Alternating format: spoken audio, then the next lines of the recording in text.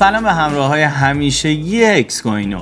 توی کوینکست 28 شهریور ما می‌خوایم به هک کوینکس، بیدار شدن بیت کوین‌های به خواب رفته، گادز مانی و پیپلز مانی بپردازیم. با من همراه باشید. گروه لازاروس کره شمالی مسئول هک 55 میلیون دلاری کوینکس. شرکت امنیتی اسلومیس تخمین زده که حداقل 55 میلیون دلار دارایی دیجیتال توسط هکرهای گروه لازاروس از کوینکس گرفته شده. 8.6 میلیون دلار کوین های قدیمی بیت کوین جابجا میشن. شواهد آنچین نشون میده که 3 آدرس غیر فعال بیت کوین های به خواب رفته که تو ژانویه 2012 ایجاد شدن بیدار شدن و در مجموع تقریبا 325 بیت کوین به ارزش بیش از 8.6 میلیون دلار رو بعد از یک وقفه 11 ساله جابجا کردن.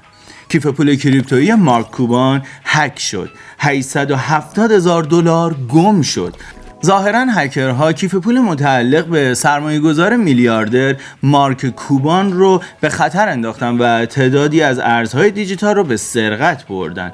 مالک تیم دالاس موریکس NBA که این نقض رو تایید کرده تونسته وجود دیجیتال باقی مونده رو به صرافی رمزارز ایالات متحده یعنی کوین بیس منتقل بکنه. 2 مدیر عامل دیگه بایننس ایالات متحده استعفا دادن.